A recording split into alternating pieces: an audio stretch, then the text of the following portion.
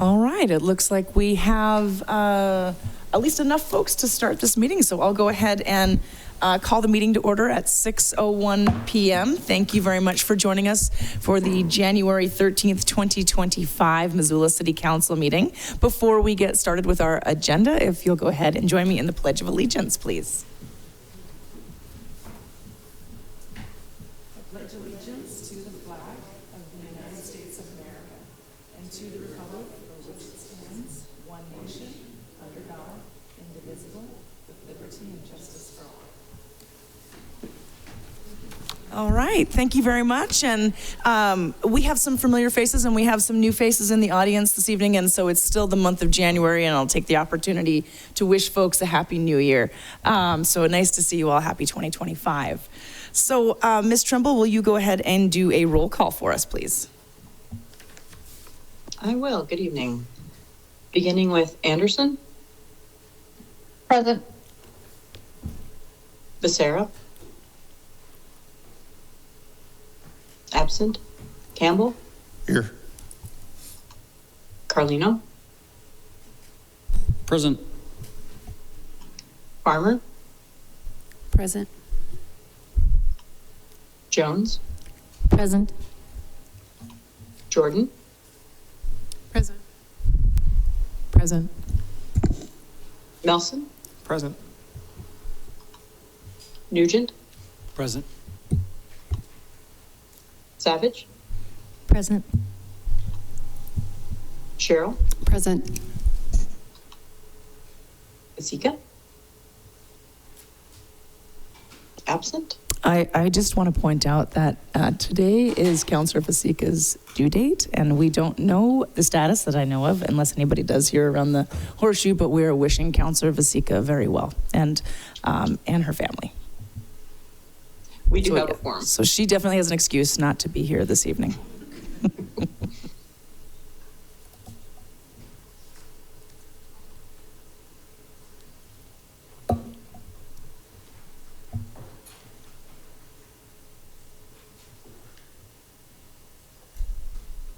We do have a quorum. Okay, thank you, Ms. Trimble. Appreciate that. We have one set of minutes, and just for the record, Councillor Becerra is in attendance and is in the room here. Hi there. No worries. All right, so we are on to number 2, approval of the minutes from January 6th, 2025. Any changes or questions from council members of the January 6th minutes? No, not seeing any. All right, those will remain as submitted then. Moving on to agenda item number 3, which our committee schedule, City Council committee schedule for this coming Wednesday, January 15th, 2025. Ms. Trimble, are there any changes to our our published committee schedule? There are no changes that I'm aware of. I'm sorry, could I have you repeat that one more time? Sure, there are no changes that I'm aware of. Okay, no changes. Thank you very much. Okay. Next, we will move on to special presentations. And we do have a neighborhood council update this evening from the Upper Rattlesnake Leadership Team report. So is there a member from the Upper Rattlesnake Leadership Team? Come on up. Please join us at the microphone, and I'll go ahead and turn on the microphone for you. If you'll say your name for the record, please, that would be great.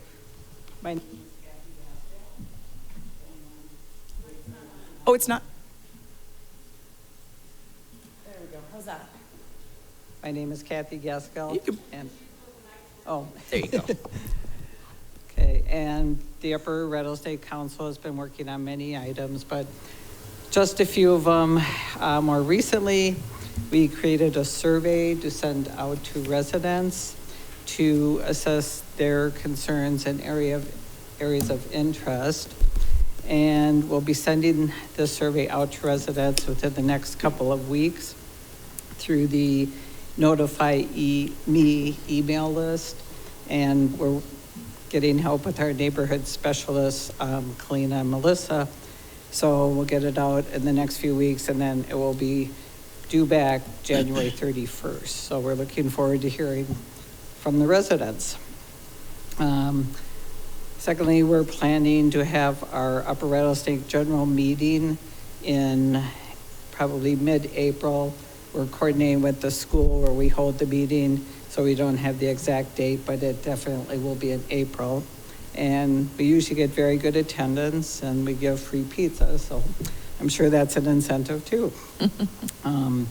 Finally, the Upper Rattlesnake Leadership Team recently submitted a letter to the long-range planning team requesting that the land use plan regarding density in the Rattlesnake neighborhood considers the lengthy evacuation time that could be a problem in cases of an emergency.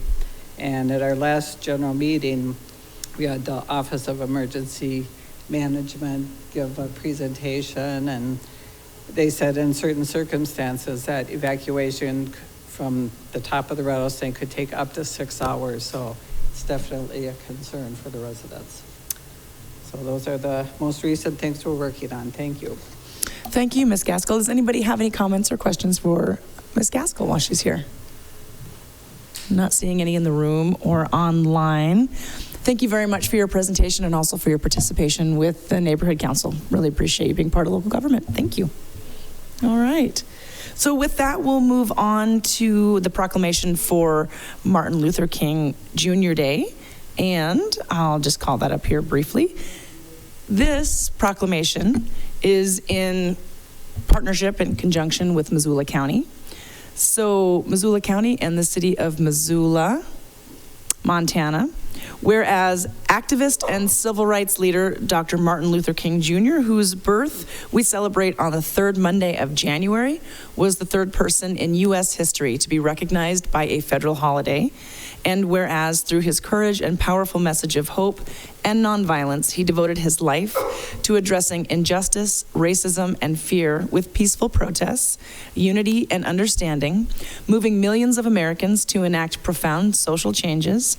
And whereas he endured imprisonment and adversity in the form of verbal and physical attacks, threats, and arrests, and ultimately was assassinated in an effort to diminish his great dream of freedom and equality for all people. And whereas our nation remembers Dr. King's commitment to the principles of this nation, which he championed through his unyielding faith in justice and unwavering belief in freedom and equality for all. And whereas Missoula County and the city of Missoula strive to be welcoming and inclusive communities where we continue to deepen our understanding and practice of providing equal dignity, respect, and opportunity for all who live and visit here. And whereas Dr. King's legacy and writings teach us that we are ultimately measured not by where we stand in moments of comfort and convenience, but by what we take on during times of challenge and controversy.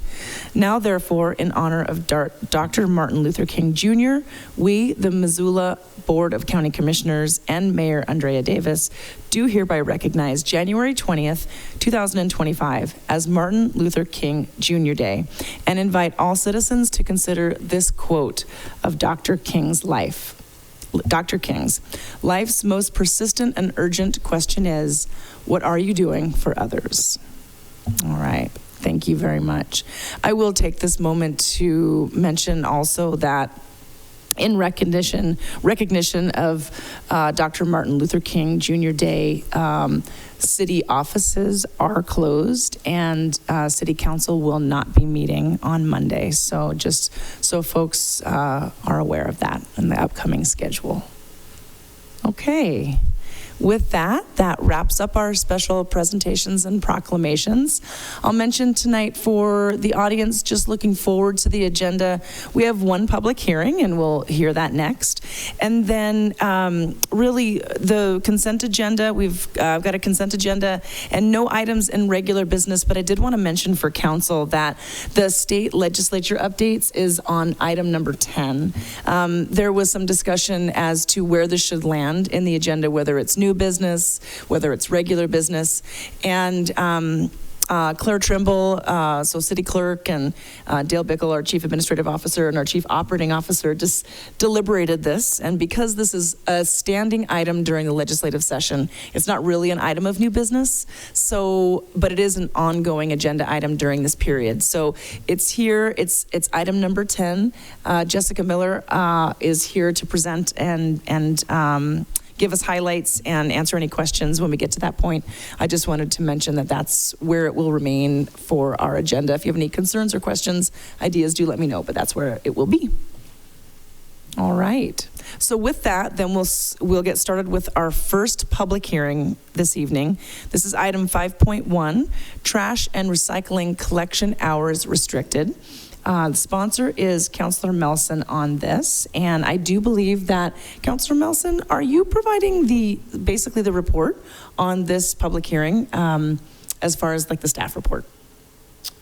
Yeah, I've got a prepared statement. That's that has perfect. some information that pertains to the staff report, I guess. Okay, excellent. Because I don't believe we have a staff member here presenting on this item this evening, right? Correct. Okay, so I'll turn it over to you, please. Yeah, thanks, Madam Mayor.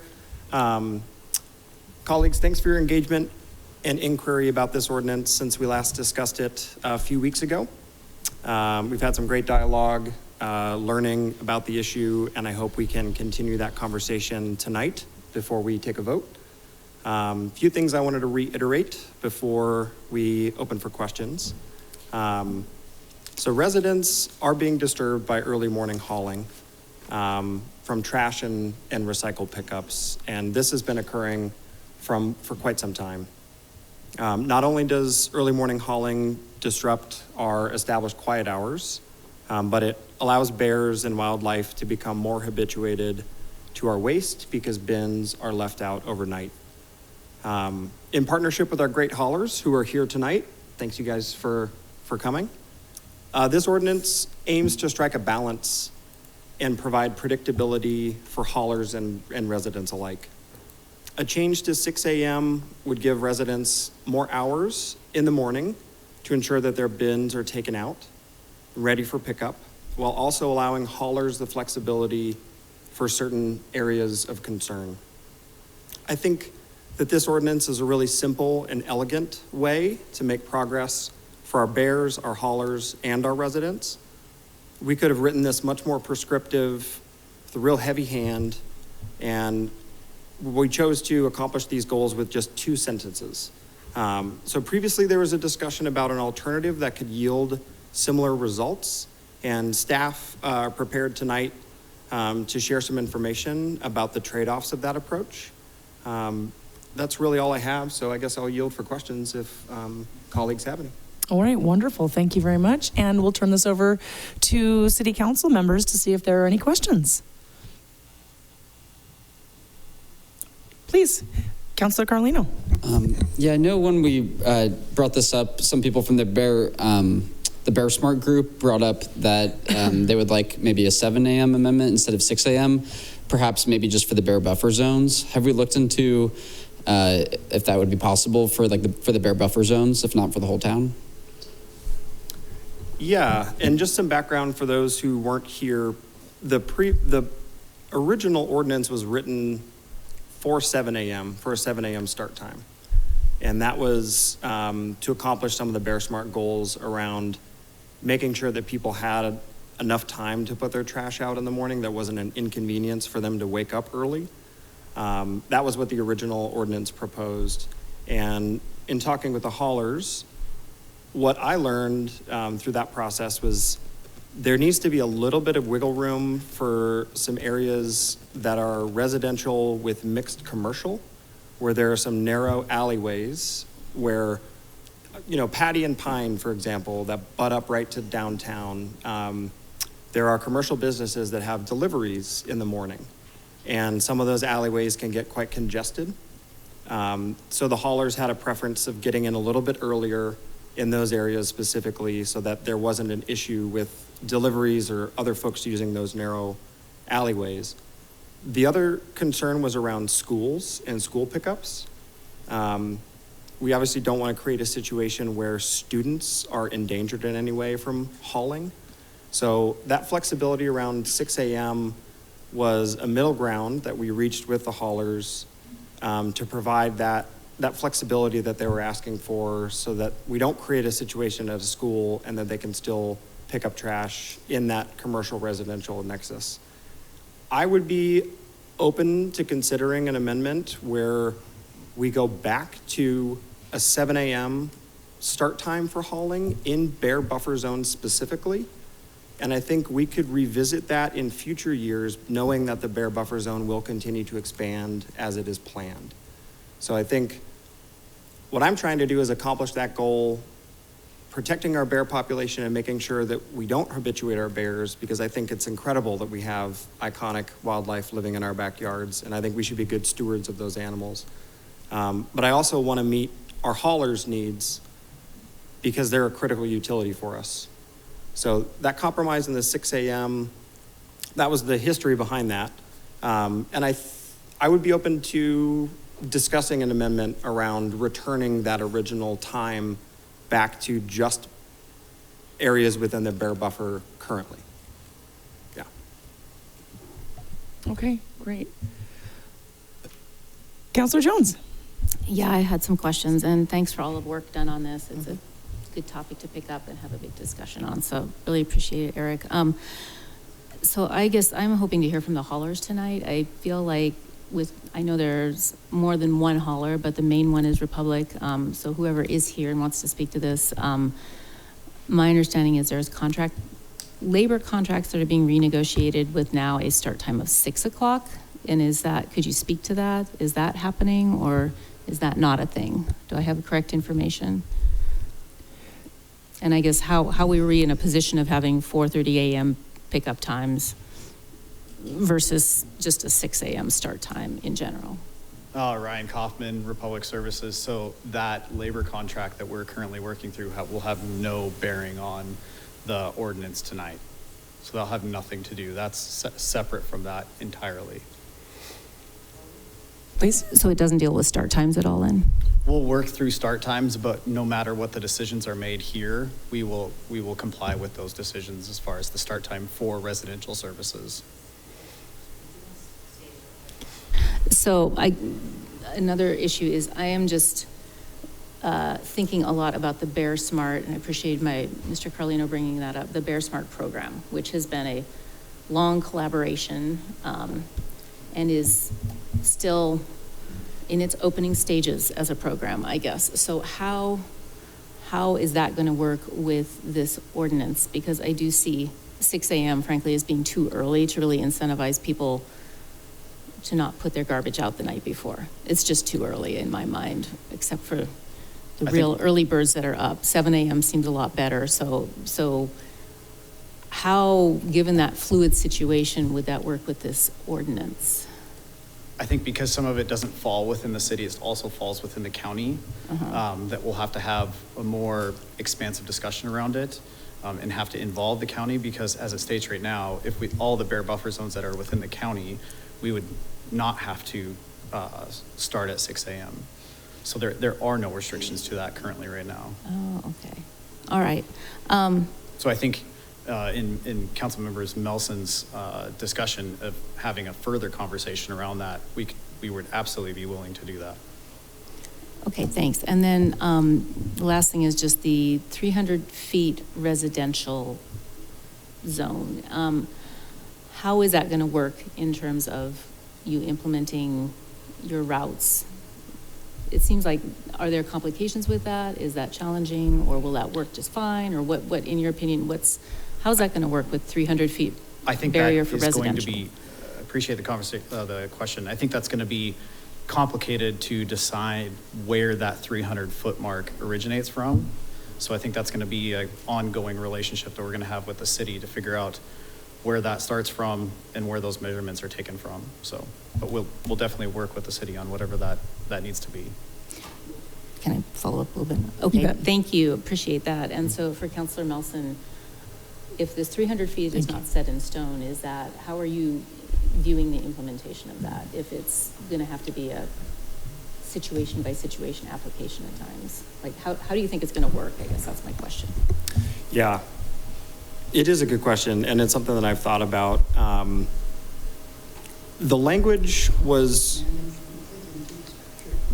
that we chose was from this National Association for Trash Hauling. It was the guidance provided by the trade association that Republic is a part of and that all major haulers are a part of, as sort of standardized approach for municipalities to consider. So that's where the 300-foot buffer zone came from. And I think in these discussions through committee and tonight, if that seems like a really complicated way for the haulers to accomplish their goals, I don't think it's critical to have the 300-foot buffer in this ordinance. And I can understand how it could lead to some misunderstandings and tape measures, which distance from where. So if you're proposing to bring an amendment to strike the 300 feet, I'd be open to hearing that. All right, thanks. I think that's all I have right now. Okay. All right, great. Thank you very much. Councillor Campbell. Yes, thank you, Madam Mayor. I think Councilman Melson, you already answered part of my question. I was just wondering procedurally how Councilwoman Vasica's amendment fit into where we're at tonight, since she's not present for very good reasons. Procedurally, where we stand on that, obviously it sounds like we're not taking this as a friendly or part of it as a friendly. That's still in discussion, or is this put on the floor previously? Do we know? Yeah, so just to back up, when we heard this in committee, Councilwoman Vasica brought two amendments. One was accepted as a friendly, and that was to amend from 7 a.m. to 6 a.m. The other one was taken as an unfriendly, and that was to strike the second sentence around the city vehicle exemption. Clear in my mind. Thank you. You got it. Okay, absolutely, you bet. Councillor Sherrill. Yeah, thanks. I just wanted to make it clear because there was some conversation about this being under the noise ordinance, and it's actually under 8.28, which is health and safety and garbage and rubbish. There was some conversation about that out there, and I just want to make it clear that this is not under the noise ordinance, so it's no amendment to that. Correct. All right. Thank you for that clarification. Appreciate that. Any other questions for Councillor Melson this evening? All right. Not seeing any. Then I do believe that wraps up our council. Oh, I'm sorry. We'll get to public comment here and staff reports in a little while. Thank you. Appreciate that. So I do believe we are ready for there to be the main motion put on the floor. And so we are in Public Works, yeah? All right. All right. So looking to our Public Works Chair, Chair Becerra. Thank you. I move that that an ordinance prohibiting trash and recycling collection by private haulers between the hours of 9 p.m. and 6 a.m. in residential zones or within 300 feet of any residential zone. Okay, wonderful, thank you. So the main motion is on the floor. That means this is opening the public hearing, and we will invite public comment to come on up. We ask folks to keep their comments to 3 minutes and keep your comments respectful. Make sure that you mention your name for the record, if you will, please. And first person wishing to speak, come on up.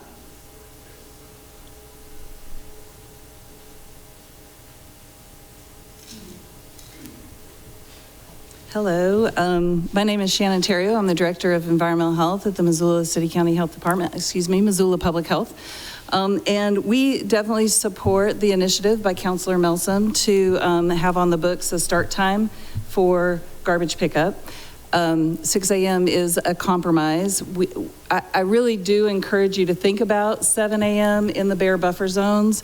So it's not that the bear buffer zones are going to be expanding. They have expanded, and in a large part of the city, people are still required to put their garbage out no earlier than 5 a.m. on the day of pickup.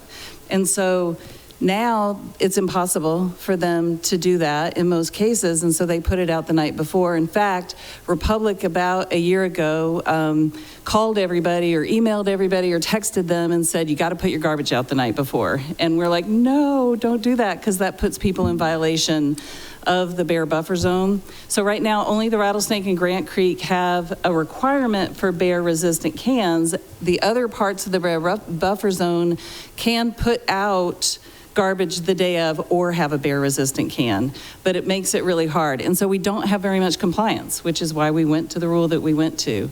7 a.m. is just a lot easier for people in the bear buffer zone to even make that possible. But speaking for the Bear Smart group as well, even when we have the bear-resistant cans required in the different sections of the bear buffer zone, it still helps to have more people put their garbage out the morning of where bears are very active. You'll hear me say bear-resistant cans, not bear-proof cans, because bears can still get into cans if they really want to. They're amazing, powerful creatures. And if they're habituated to finding food and garbage, or conditioned to finding food and garbage, they'll work at doing that. So the other thing is that the bear-resistant cans, sometimes the latches aren't working, they're not latched, or people overfill them, and so there really are benefits to allowing people to put the garbage out the morning of. So we encourage you to think about a 7 a.m. I appreciate Councilor Jones' idea that, it could be revisited. So that's our comments. All right, excellent. Thank you for your comments, Ms. Terrio.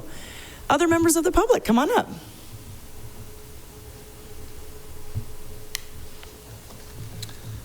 Thank you, Madam Mayor. My name is Jack Reed, R-E-I-D. Before I start reading my statement, I wanted to make the point that in my neighborhood, a bear buffer zone, Ward 1, this is 3 days a week. Wednesday for dumpster pickup, Thursday for garbage, Friday for recycling. So I took my first video of waste haulers on Friday, April 5th at 4:45 a.m. Still have the video on my phone. By this time, the truck had already gone all the way up Wiley from Lolo Street, picked up recycling and turned around, driving back down Wiley Street, picking up recycling as I started to video. I was woken up by the backup alarm that sounded as the truck turned around at the cul-de-sac at the end of Wiley. I think of the impact on the neighborhood and all the people like me that are out walking, dog walking, running, the morning commuters either walking, riding a bike, or now electric bikes and even scooters. I see between 10 and 17 people every morning, most like me walking dogs on unlit streets without any sidewalks. Then you add in 3 middle school bus stops on Gilbert Avenue between Lolo Street and Rattlesnake, makes a parent like me really question the logic of having waste haulers on the same area before 7 a.m. Then there is the bears. Years ago, I received a postcard from the garbage company telling me that if I wanted to have my garbage picked up, that I needed to have it at the curb at 5 a.m. I imagine that they sent the same card to all Missoula customers because that is when the garbage started to be put on the curb overnight. And I started to walk through a sea of garbage every Thursday morning from when the bears woke up in the early spring to when they left the valley come summer. These postcards telling us to put the garbage out the night before, because who's going to get up at 4:30 in the morning to take their garbage out, had no idea the bear issue that we deal with in the urban interface that so many Missoulians live in.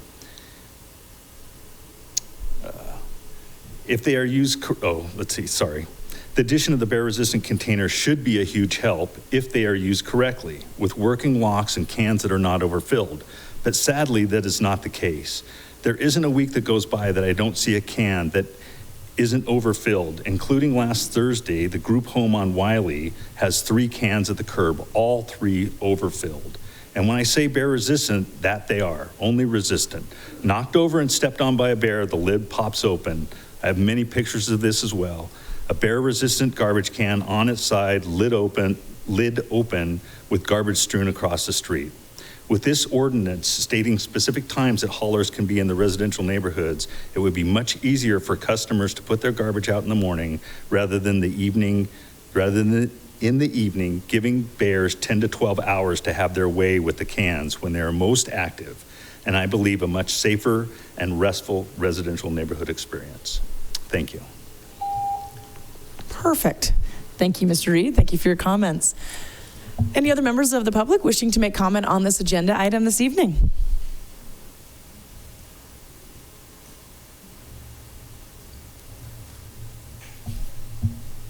Madam Mayor, Councilors, Chad Bauer with the Missoula Area Chamber of Commerce. We are asking you not to support this ordinance because we do not feel that it is government's intent to regulate business in a way that only affects two businesses. This ordinance is strictly for two trash haulers. It doesn't include the beer delivery people. It doesn't include the food delivery people in restaurants delivering at 5 o'clock in the morning in residential areas as well. I don't think there has been any conversation in regards to our wonderful people, the gentlemen in blue that work midnight to 8 o'clock in the morning, and they're sleeping during the day. Where do we draw the line at? Where is that line drawn? There's folks that, yes, in the middle of the night, there's a lot of people sleeping, but in the middle of the day, those folks are service workers, our first responders, our doctors, our nurses that work night shift. Those folks are home sleeping as well. So how do we draw that line, and why does government have to look at two businesses out of 5,000 businesses in Missoula? And Councilman Melson, I think you've done a great job working with the haulers already and coming to a compromise. They've agreed to start at 6 o'clock in the morning, so why do we have to have an ordinance to follow that? Thank you. Thank you for your comments, Mr. Bauer, and congratulations on your new position as CEO of Missoula Area Chamber of Commerce. All right. Any other members of the public wishing to make comment this evening? Come on up.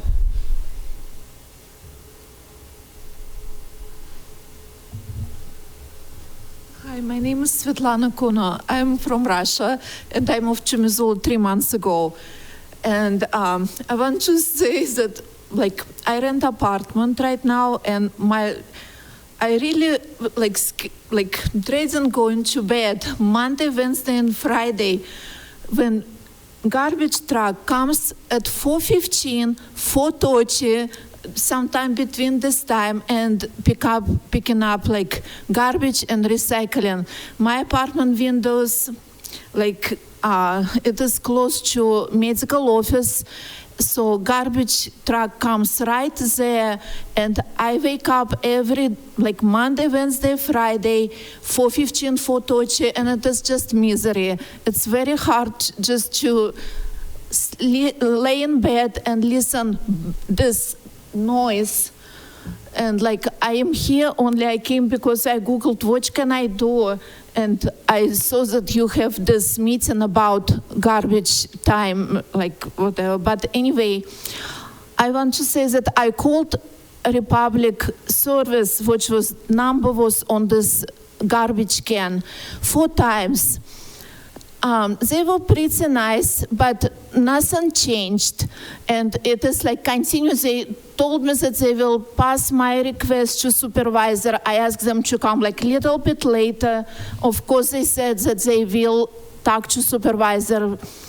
Nothing changed, so I called like in a week, in 2 weeks. And it is just misery. And it's not just me, it is like whole these buildings, apartments, but this office, medical office, I was told that they're containers, and it's what it is. And it is really misery. I'm like thinking, what should I do? Like move out, because nobody looks like wants to do anything. And like, yeah.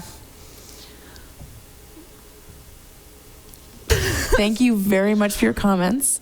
Thank you. You're very welcome. Yeah. Can you do me a favor? Could you spell your last name for the record, please? Yes, my last name is K-U, N as Nancy, A-U. Excellent. Thank you very much. Yes. Thank you, and welcome to Missoula. All right. You bet.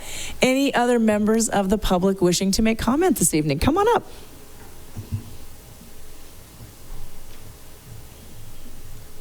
Hi, my name is Emily Biegler, Biegler.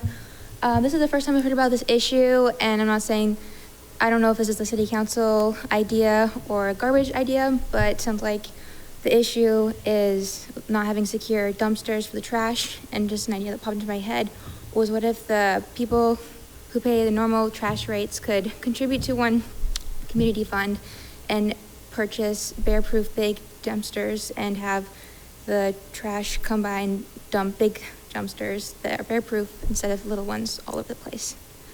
Thank you. Thank you for your comments tonight, Ms. Bigler. Appreciate it. All right. Anybody else from the public wishing to make comment this evening on this agenda item?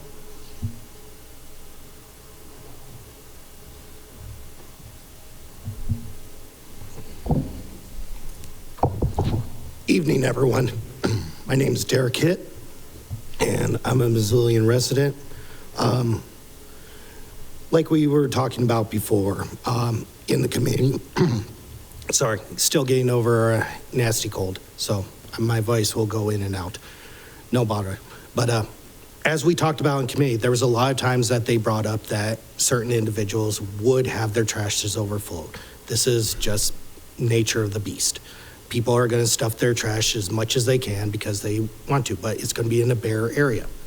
So what do you do about that? Do we get bigger trash cans? Do they call for bigger trash cans? Because that could be an issue that is a part of it.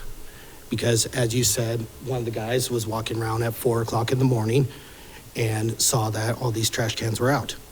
It's also up to us to know when to bring out our trash cans. I put out my trash can on Mondays when I know my trash is getting disposed of. It's just a simple fact that I get up early to do it so I can get my stuff done. I know having the individuals think about that, sometimes you can't because, you might be doing whatever, but it is also up to us to help prevent the bear issues. So that's my 2 cents. Thank you, Mr. Hitt. Any other members of the public wishing to make comment this evening? Looking around the room. Big K, Montana. Well, there was a very juicy discussion of it at the library last fall from the expert that manages the problem throughout the territory. There is a remedy to the problem, but I can't say it because it interferes with the trash collecting. Hey, you got to put up with the environment of the species, and they will prevail unless you can figure out how to keep them out. Thank you for your comments, Mr. Spitzmacher.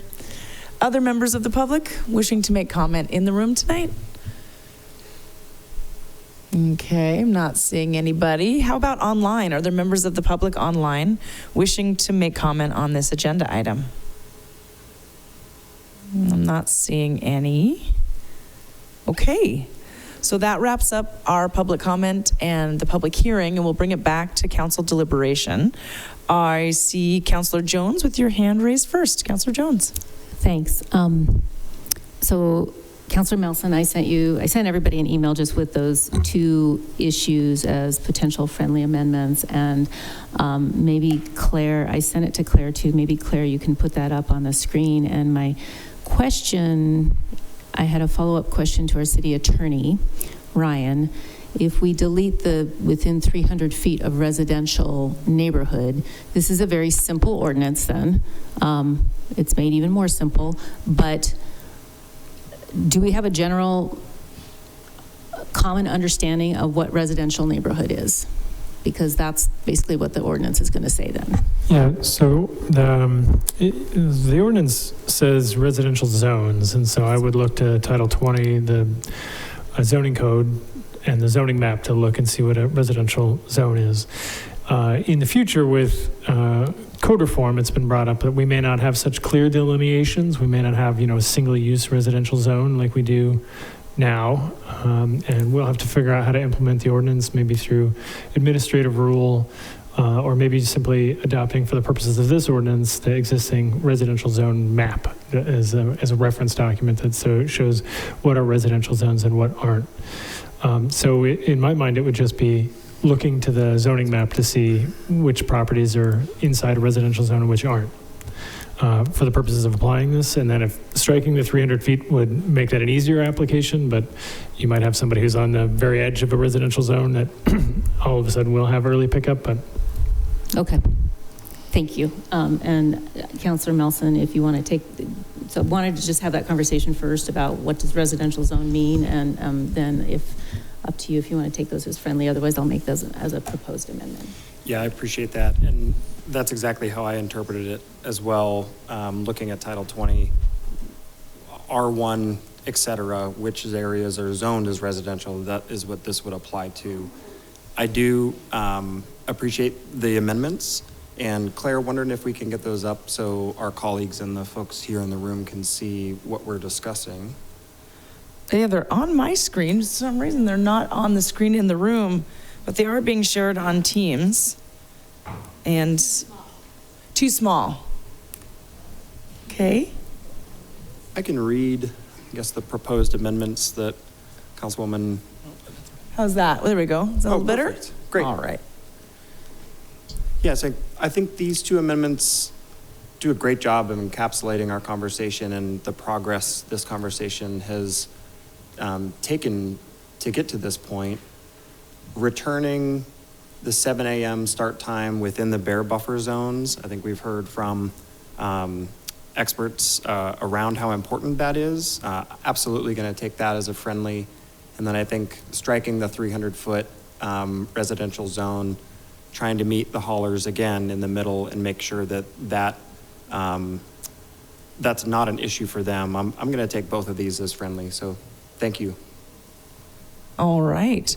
So those amendments have been taken as friendly. So what people are seeing on the screen now is now the motion that is on the floor. We'll now move on to additional council comments. And I have one hand raised. I thought I saw a couple others, but Councillor Jordan. Thank you. I think I was pretty happy with it before the deletion of the 300 feet. And the reason why is because in my ward, in Ward 6, we have Reserve Street on the entire west side, and we're running into a lot of issues because that entire block is commercial, and then across the street is residential. And we're running into a lot of noise issues with folks who just live across the street from commercial areas. I don't know how to vote for this anymore because I did really appreciate it, but I have had 3 residents call me who are in that weird space where they're just across the street from a commercial area and who are really struggling with the noise that the businesses make, and they get to make, you know, they fall under different decibel requirements than residential places do, even though they're right across the street. Commercial can be louder than residential. And I think, you know, for a neighborhood like mine where it is surrounded by a lot of busy streets and commercial areas, that this doesn't work very well when we get rid of that 300 feet because of that interface. And, you know, I guess I really appreciate the ordinance generally because it's going to make a big difference for folks and be able to kind of have peace and quiet in the morning. And so I'm not sure how I feel about it anymore. But I mean, I guess regardless, you know, it'd be wonderful. I know that for our haulers, it's pretty difficult to probably come up with really logistically sound approaches to emptying trash. But if they could avoid areas where there's a residential area right across the street from a commercial area first thing in the morning, I think it would really make a lot of residents in Ward 6 pretty happy because they are struggling with a lot of noise that's coming in from commercial areas. Thank you. All right, you bet. Thank you for your comments, Councillor Jordan. And Councillor Carlino. Thanks. Yeah, I just had 2 questions that came up after the comments and then one amendment. And then, so I was wondering, somebody commented that this would only apply to 2 businesses, but could we clarify this would apply to all trash and recycling businesses, which is more than 2, right? It would, yeah. We've got a couple of recycling haulers that are not here that this would apply to, but the 2 main trash haulers right now are Grizzly Disposal and Republic Services. So I think when you add in the other recycling businesses, I think the total entities are 4. So, yeah.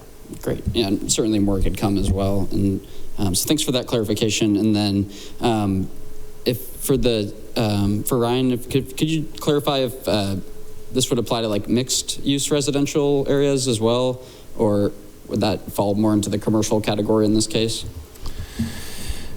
So mixed-use residential in the zoning code is defined outside of the residential zoning district. So if you wanted to include that in those areas, you could. We had in earlier drafts of this bill, when Councilor Melson and I were working on the language, talked about residential structures, but then that gets difficult. How do you know, across the street on Spruce, there are law firms and businesses that are in houses that otherwise look like residential structures. So we figured that would might just be too difficult to discern. You talk about the 300 feet being difficult to implement. Trying to figure out what is a residential structure would be difficult. So we didn't go with that. But we could include residential zones or mixed use residential zones or M1R zones, as that's referred to in the zoning code. You could have an amendment that addresses that. Yep. And so, I guess I have two amendments now. Maybe I should start with that one. So I'd like to amend this to also apply to residential and mixed use residential zones. All right, so Councilor Carlino's amendment is to add back residential zones and mixed residential? Yeah, so right now it has residential zones. So I'm moving to amend that it's a residential zones and mixed use residential zones. Okay, so amendment is on the floor. I'll ask first, Councilor Melson, if you will consider this as a friendly amendment. I don't even know if that's even logistically accurate with our rules, if you can have a friendly and then another friendly that reverses it, but I'll just put it out there.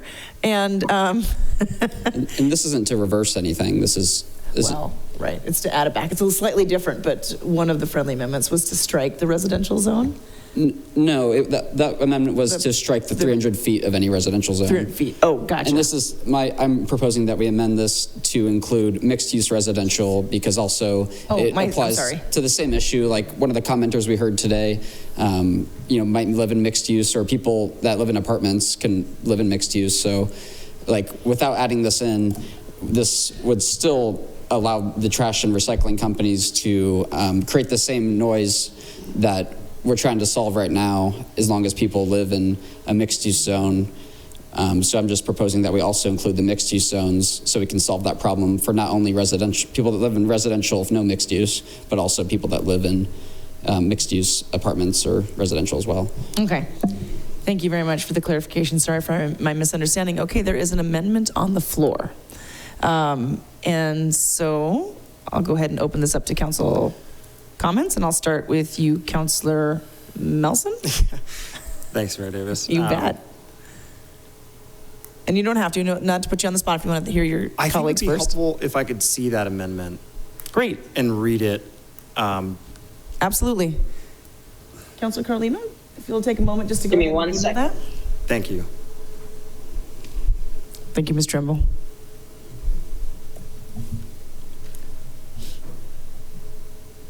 Yeah, I'll email that over now. I'd also defer to Ryan if you could help with language, but I think I would basically just add or mixed use residential.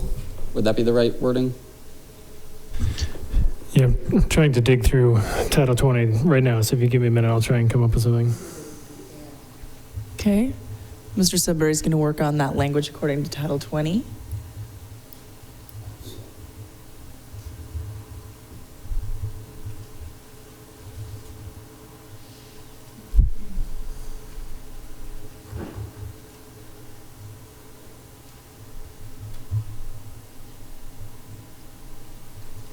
So this is a combination. It's the previously accepted friendly amendments and the 4-word or 5-word phrase and mixed-use residential zones. I'm not sure. I'm going to check with Ryan if that's an appropriate terminology. Great. We'll just give it a second here just to verify that's the right terminology. So, looking through Title 20, I'm sort of misremembering between Title 20, Title 21, and some of our code reform discussions. There's in Title 20, there's the residential districts that go from small multi-dwelling residential RM 0.5 all the way up to R80, which is a large lot. And then there's no specific mixed use category. Residential use is generally allowed in all commercial districts. So if you look at the allowed use table in chapter 20.10.010, you can see that household living in vertical mixed use buildings, but also in single purpose residential buildings are allowed in all commercial districts, from the central business district, C1, C2, and B1 through B3. So there's no great differentiation.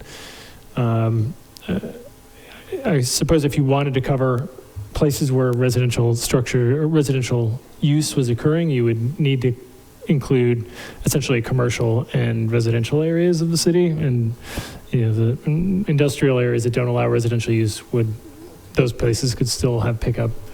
But that would be the clearest way under the existing language of the zoning code to deal with it.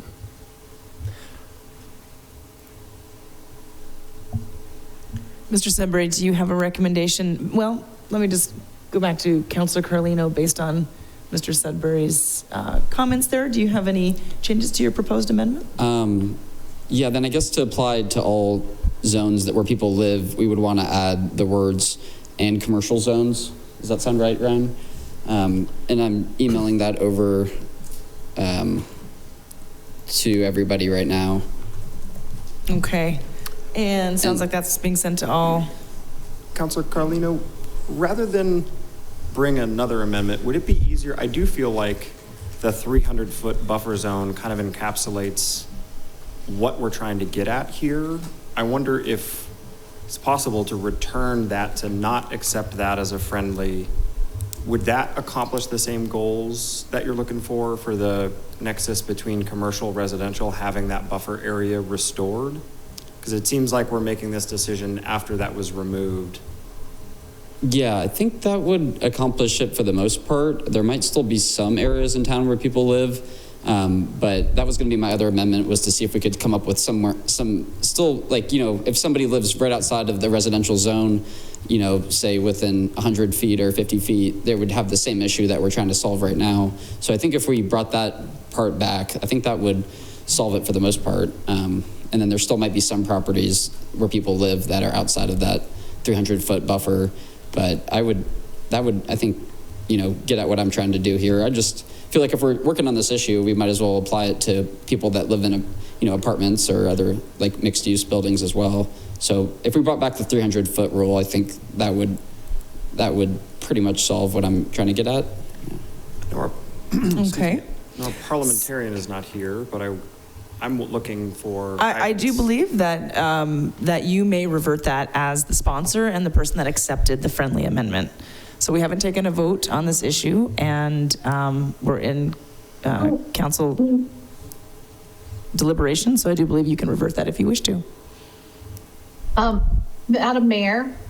Yes, Councilor Anderson. Sorry, I'm not there in person.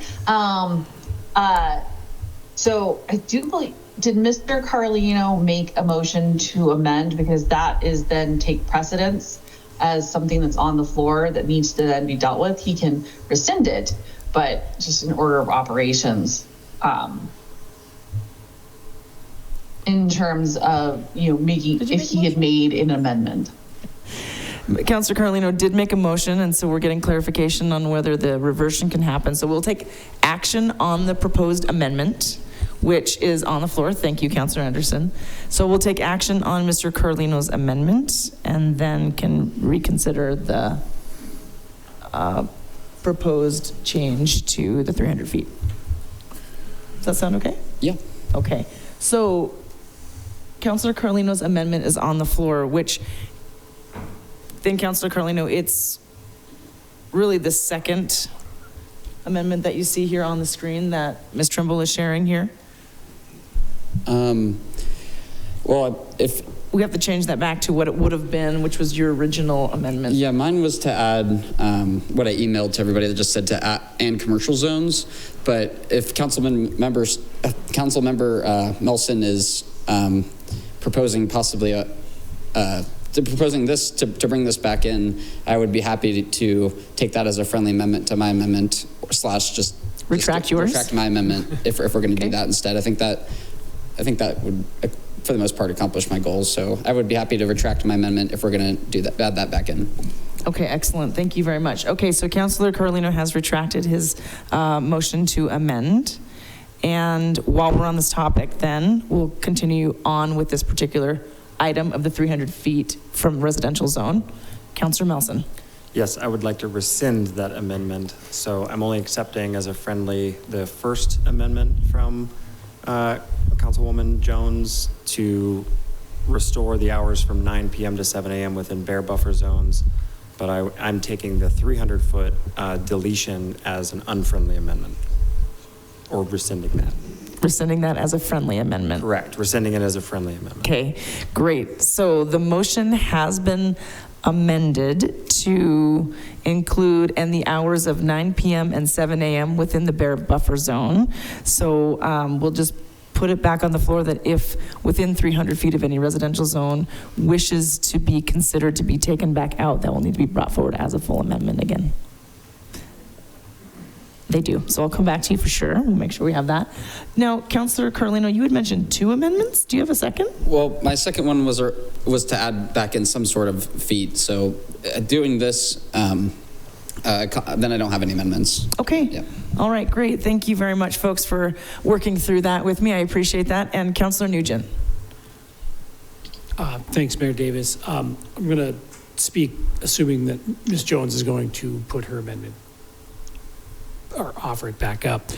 I guess I have a couple questions and maybe a comment, but I feel like this conversation is going in a couple different directions. So Councilman Melson, would you kind of state what your goal is in bringing this? Because I feel like there's this whole noise element and then there's the bear buffer element. So what is the problem we're aiming to solve?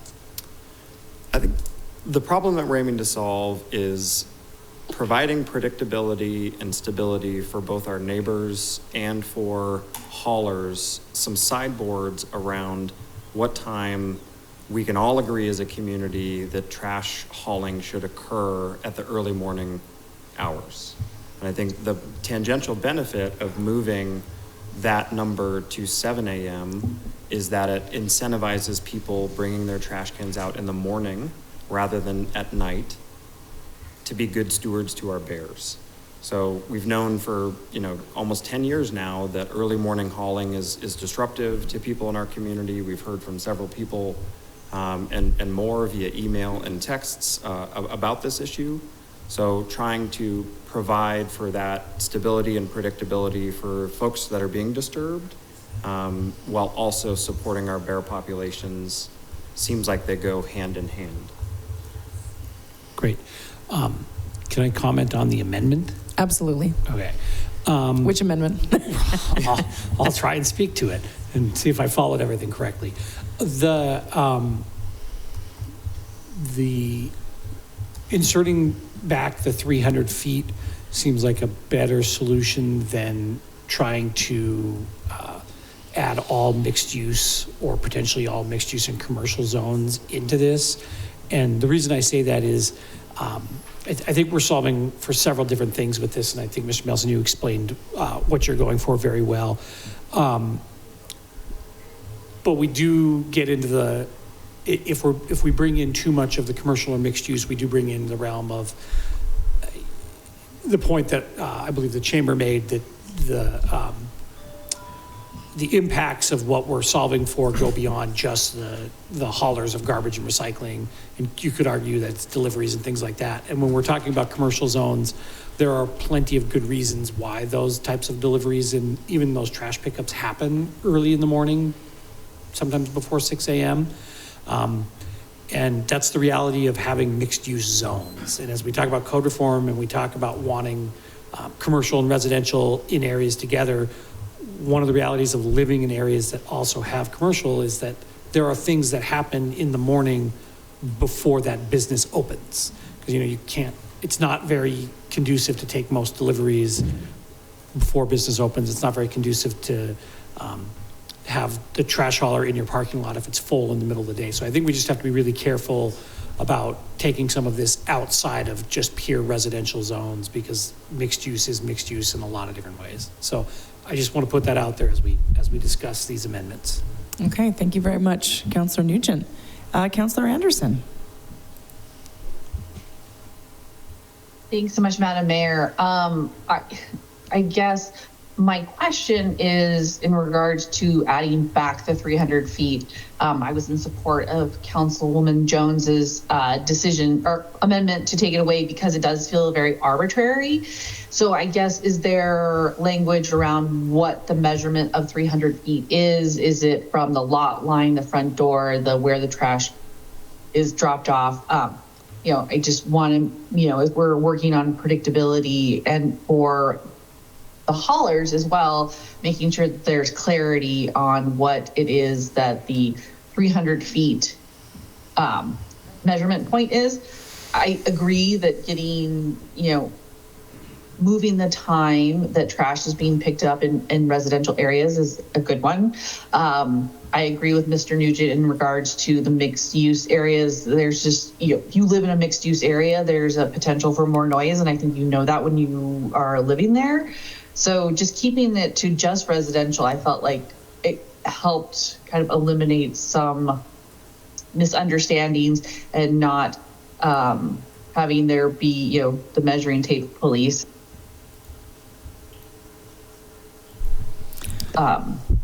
People, know where it is. So if someone could answer that, how do we measure that 300 feet?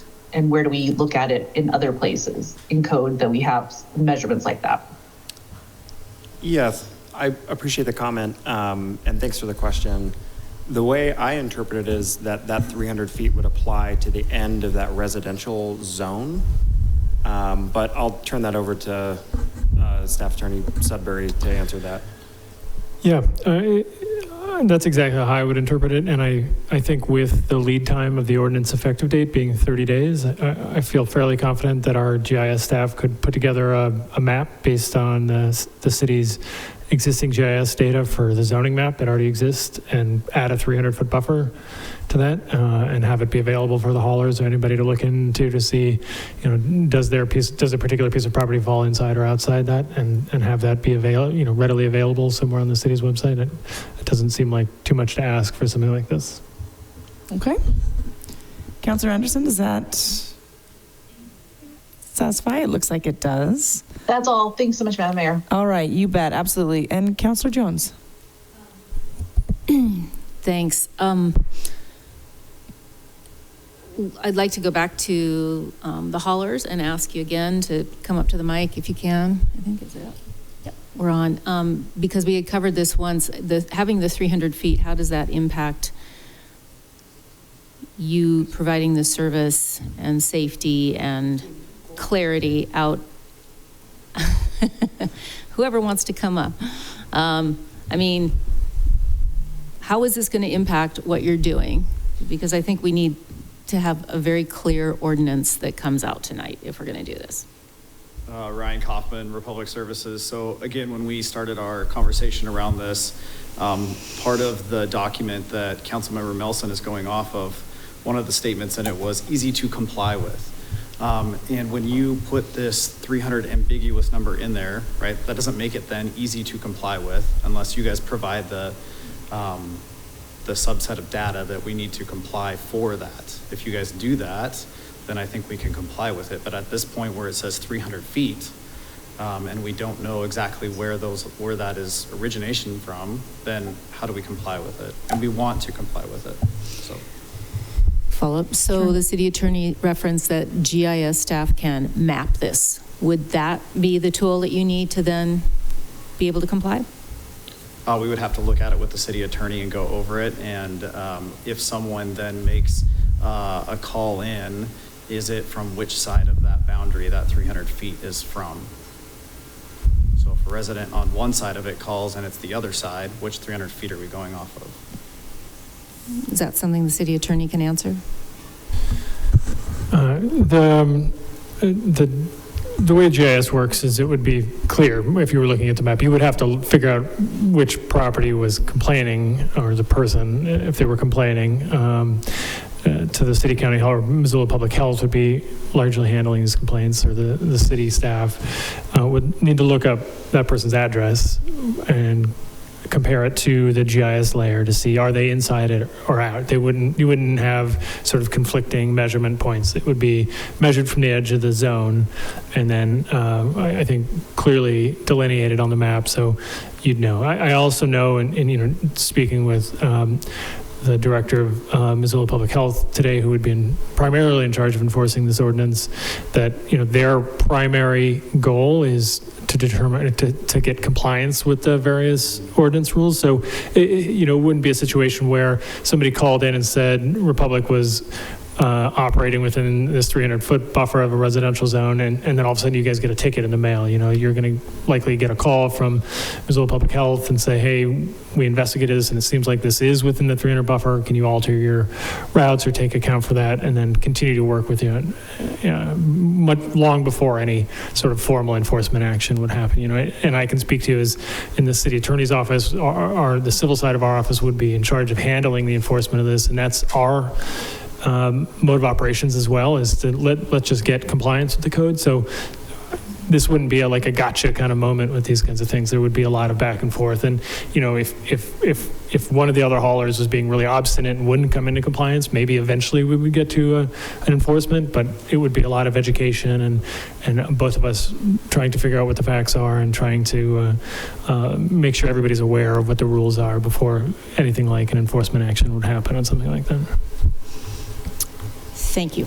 That's helpful. And I'll just let it lie. Okay, great. Thank you, Mr. Kaufman. All right, then. I'll go ahead and Councillor Jordan. Yeah, thank you. Just regarding the 300 feet, we've certainly talked about 300 feet in the past when we were doing our urban camping ordinance, and seem to all comfortably settle on using buffer zones in the recorded in feet for our urban camping ordinance, and we're expecting our unhoused people to understand what the buffers are, zones are based on feet. So I do really think that if we're expecting our unhoused neighbors who are very under-resourced to know what feet are, I do think that our carriers can figure it out as well. And we have since also talked a lot about how 300 feet is just a typical city block. And so I don't think that kind of going back and forth on exactly what 300 feet is a problem, because we've certainly had this conversation before in our urban camping working groups and seemed to decide that that was an okay way to approach drawing a line. And so I don't think there's going to be any problem for our carriers to figure out what 300 feet is, because it's just a city block and our unhoused people figure it out every day. Thank you. Thank you, Councillor Jordan. Any other questions or comments? Any other deliberation from city council members? Okay, I'm not seeing any. So I do think it's helpful, because we have not had an amendment on the floor outside of the friendly amendment that has been accepted. And so just to clarify for everyone what the motion is, Ms. Trimble, if you would go ahead and post that on the screen and read that for us, just so we can be sure what it is that City Council will be voting on. Yeah, give me 1 second. Not a problem. Take your time.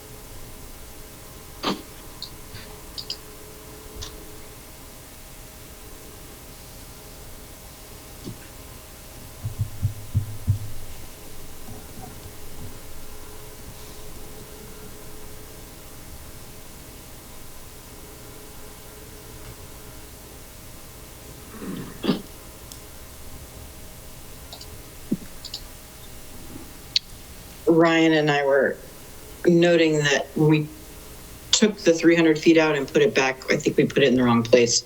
I think this is correct according to the original wording of the ordinance, which was an ordinance prohibiting trash and recycling collection by private haulers between the hours of 9 p.m. and 6 a.m. in residential zones or within 300 feet of any residential zone. We moved that closer to the residential zone section, the 300 feet, and the hours of 9 p.m. to 7 a.m. within the bear buffer zone. Makes a little more sense with the two clauses and the two different ideas, but let me know if that works for everybody. Okay, that sounds great. Everybody can see that on their screen. And Councillor Melson. Just a note to say, I think after residential zones, it should be or, not and.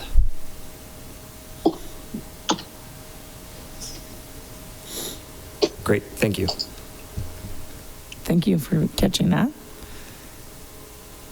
Give a second for review here. Can also delete the of after 300 feet. One of the two ofs.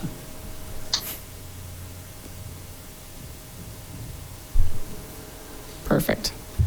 All right, excellent. Thanks for that close review. I appreciate that. We want to get it right. Everybody's had a chance to take a look at that then, in terms of what you'll be voting on. And I'll just look to Councillor Melson for the final, if that's good to go.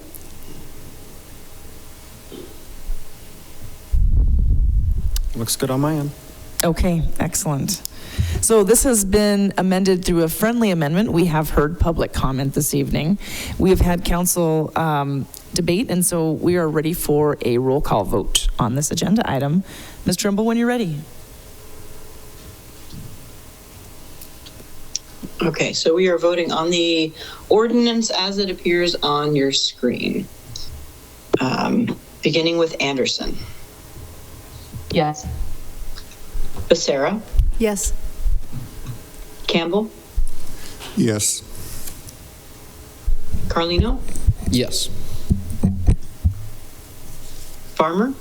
Yes. Jones. Yes. Jordan. Yes.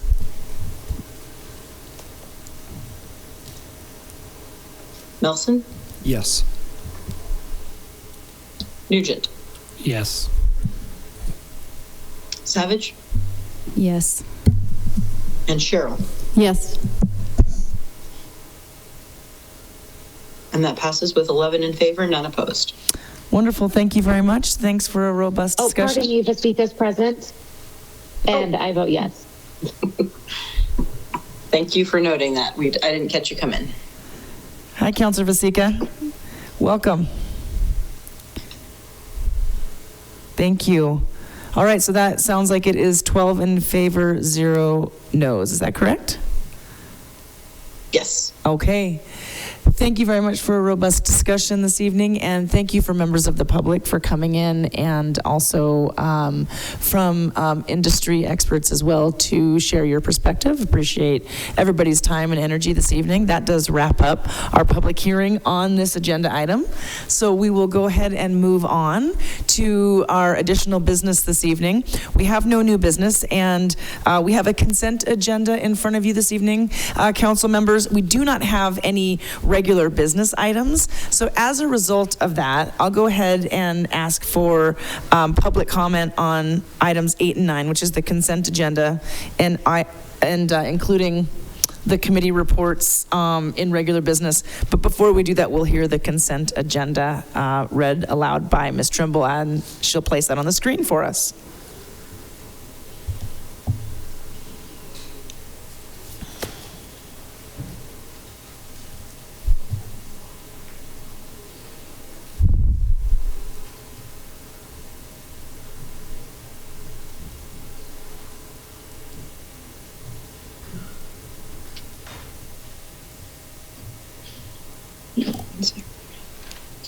All right, on this evening's consent agenda, we have a motion to approve accounts payable for checks dated January 14th, 2025 in the amount of $1,349,475.19.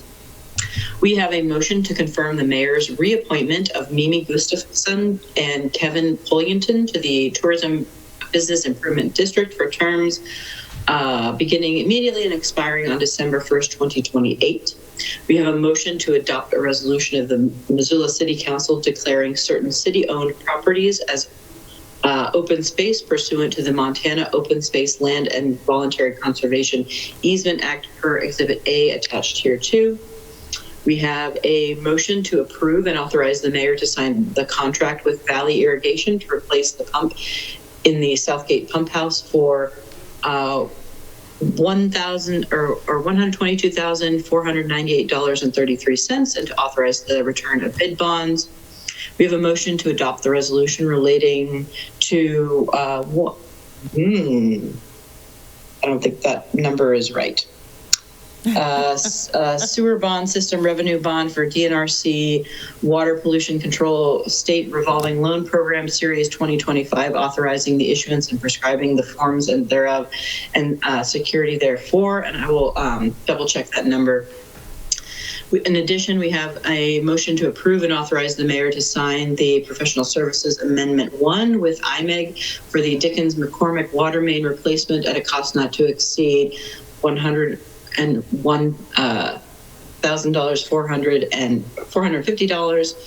We have a motion to approve and authorize the mayor to sign the Amendment 3 with IMEG for the South 4th Street water main replacement at a cost not to exceed $121,170. We have a motion amending Resolution 8469 to reflect the current location of the Winter Market at Southgate Mall Events Concourse, 2901 Brook Street, and to bring it into compliance with all applicable regulations. We have a motion to approve and authorize the mayor to sign a new 2-year service agreement with Allegiance to provide third-party administrative services for the city's health insurance plan. We have a motion to adopt a proposed resolution governing obsolete property disposal, and a motion to approve the Rattlesnake Hills Estates planned unit development multi-dwelling design based on the findings of fact and conclusions of law, subject to the 3 conditions of approval. Okay, thank you very much, Ms. Trimble. And while you were reading those, I did have a chance to verify item 8.5 indeed has 3 additional zeros. So I did take a look at the referral and the resolution, and it is a resolution relating to $1,725,000, not $1,725 million. We're just not that big of a city yet. So I will fix that before we vote on it. Excellent. All right. So 8.5 will, the correct resolution is in your consent agenda. Are there any members of the public wishing to make public comment on the consent agenda or any regular business item this evening? I'm not seeing any in the audience. How about online? Anybody wishing to speak on this agenda item? Okay, not hearing any public comments. Are there any city council requests for separation of items? I did not receive any notice ahead of time. All right, then we'll go ahead and we'll take a voice vote on the consent agenda, please. All right, on tonight's consent agenda with the adjusted 8.5 item, all in favor say aye. Aye. Aye. And any opposed? All right, that passes unanimously. Thank you very much. And before moving on to the next agenda item, I did have a chance to speak with Councillor Melson ahead of our meeting and would have had a chance to speak with Councillor Becerra. So assuming both may wish to speak to one of the particular items in the consent agenda as sort of a follow-up from Wednesday's committee agenda. So Councillor Melson? Thanks, Mayor Davis. Yeah, I just want to take a moment to address my vote from the Rattlesnake Estates PUD vote in committee last week, which I did abstain from. The reason for that is because I work with DJNA as a recreation planner, and when it came to light that DJNA was conducting the engineering portion of the project, I just thought it was best to recuse myself out of any appearance of conflict of interest. So I just wanted to make that really clear. Great. Thank you very much. And Councilor Becerra? Yeah, I too want to explain my abstention from that vote. I too work with DJNA. DJNA is a company in Missoula and has offices in several other places in the country. They do mostly engineering, surveying, environmental planning, and transportation planning. That is the division that I lend my professional experience in. So I too, when I saw that the surveying for that property was done by DJNA, decided that it was best to recuse myself from voting. Okay. Thank you both very much for your disclosure and transparency. I appreciate that. And we'll move on next to item number 10. We have no council business under regular business. And so we'll now move on to the state legislature updates. We have Jessica Miller, who is here to present an overview for us.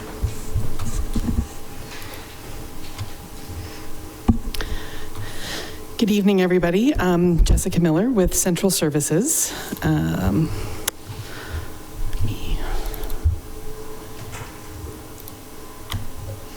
I apologize, working on my smaller screen here. It takes me just a second to get the right item up. So the first thing I want to do is show folks a quick overview of what our legislative tracking website looks like. So from the city's main website, there's a couple ways to get there. The easiest thing to do is to scroll down to the bottom of the page and click on this news item here that's Montana Legislature with a nice picture of the Capitol. And that will take you to our legislative tracking page. There's a couple things up here on top, but first I want to kind of emphasize some of the information down here a little bit further in the bottom, where folks can certainly contact their city council members to say we would like the city to support or oppose X, Y, or Z bill. But I also have a lot of links on here trying to help the public navigate directly to the legislature, because their voice really carries a lot of weight there. When the city weighs in, we send one message. We have 1 3-minute testimony period versus if we have a dozen members of the public who are contacting their legislators directly. So I've tried to kind of summarize some of the links from the state's website here for folks who are active at the legislature. Their testimony stuff is a little bit different, but again, those links are all here, and they have all of that laid out fairly clearly on their website. The only thing I will caution members of the public who have followed the legislature before, they do have a new system this year, and it is improved in many ways over the archaic laws system, but it also still has some bugs that the legislative staff are working out. So just kind of be aware of that as you're going into it. So for folks who are here with us today, we do have a summary of our legislative priorities. We talk about property tax reform. We're part of the Montanans United for Sustainable Taxation Coalition this year, who are bringing forth some property tax reform issues. And behavioral health and houselessness are really high on our list, of course, of items to address. And then housing and land use and tax increment financing. So those are our high priority issues here, just sort of summarized. And then in this list here, we do have our tracking list showing all the legislation that we're currently tracking. This does only contain items that have text attached to them so far. So there will be a lot of things that just have a generally revised title to them, or some things about property taxes. They're not going to be in our list at all until we actually have text for staff to review.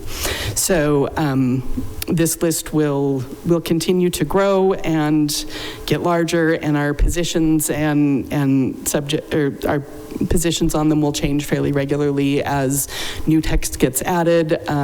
Those get sent out to staff for review and recommendations, and then we take an official stance on it. So this list is constantly in flux. It's not real time. I try to get this updated once a day. So there may be some changes that come in that, might be a little bit behind on this list.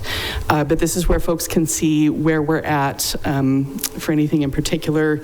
And this is just an Excel spreadsheet that should display in people's web browsers. So even if they don't have Excel, they should still be able to view it fine. And people can filter by subject and click the links for bill titles here. So that is what our website looks like. And then just want to kind of go through a couple of the highlights. So the legislature started last Monday, the 6th. And so this is the beginning of our second week here at the legislature. Last week, a couple of the main bills, Mayor Davis traveled to Helena to testify on the Montana Workforce Housing Tax Credit. So that hearing took place on Friday in support of that. And there was a bill, that one was House Bill 21. We also had House Bill 20, which would have required voted levies to be in dollars instead of mills. So for example, our fire levy that we just ran for 34 mills, and that will allow us to kind of keep up with inflation as the value of a mill adjusts. This bill would have required us to levy a set dollar amount, so it becomes outdated fairly quickly afterwards. So we testified against that. Some of the highlights that are coming up this week, we have House Bill 12, which is historic preservation grants. The city and the county combined applied for a project for the new Engen building, and our hearing on that comes up tomorrow morning, and so we've worked with the county to get our testimony ready on that one. We are ranked second out of about 60 projects on that bill. So our staff and the county staff did a great job getting that in for us. Tomorrow morning, we have Senate Bill 1, which discusses the definitions of blight, and that's something we've sort of been talking with the sponsor about and working with the League of Cities and Towns to try to get some adjustments to that definition. Tomorrow morning, we also have Senate Bill 2, which is revising the treatment of tax increment upon expiration of tax increment financing provision. What that one does is right now when the TIF district, the Urban Renewal District expires, that money all comes in as new revenue to the city, and this would take that away. So it's one of our primary incentives for creating a district. We would have to treat it as if it had always been there instead of new revenue when it matures. So that one is problematic, and we do have staff going to testify on that one tomorrow. We have also, this one has not been scheduled for hearing yet, but it was introduced today, and I have a feeling it probably will have a hearing before the end of the week. Senate Bill 96 is called the Working Animal Protection Act. The effect of that would basically negate our animal ordinance requiring prohibiting circuses within city limits. So that's the net effect of that bill, and so I've grabbed some information from that particular ordinance, and we'll be prepared to have our lobbyists testify on that one as well. So those are the highlights. It's certainly not everything we're tracking. You'll see that in the spreadsheet. But with that, I'm available for any questions or comments. Thank you, Ms. Miller. Any questions or comments from council? Councilor Sherrill. Thanks. This is great, and I appreciate kind of you walking us through how to get there. And I'm just curious with the Medicaid expansion renewal. I know we're tracking that. Is there any specific bill that we should be watching that's up right now? How do we watch that? So I don't think I've seen the actual bills for Medicaid expansion introduced yet. I don't recall. I think that there were a couple of them, but I don't think that they've they've got the text and that they've been introduced yet. And so we will be putting those on our list when we have them. And the category that that'll be in is probably under health, when you look at that subject on the spreadsheet. Great, thank you. I'll just keep watching it. Thanks. Thank you, Councilor Jordan. Thank you. I guess part of me is just kind of curious how the city comes up with its opinion on certain legislation. Not that I have any strong opinions on it.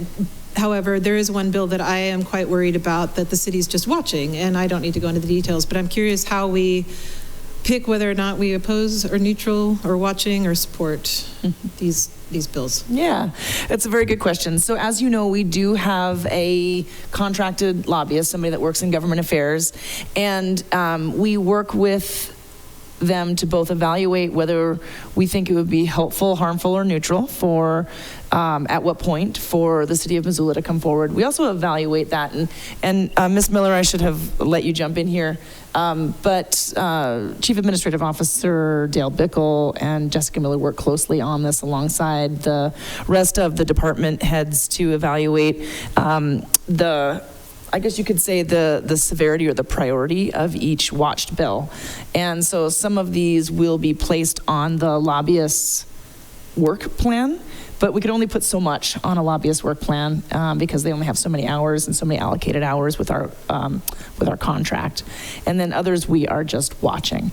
And so there may be times where we're evaluating to see whether a bill makes it through any particular stage of the committee hearing and whether that gets to the floor, and then do we reach out to, for example, we had a conversation today about sending comments to our Missoula delegation, but not necessarily placing the work item on the lobbyist's agenda because it hasn't reached that level of importance at the legislature yet. But should that bill make it to that point, we would then say, okay, lobbyists, we need you to spend your hours on that.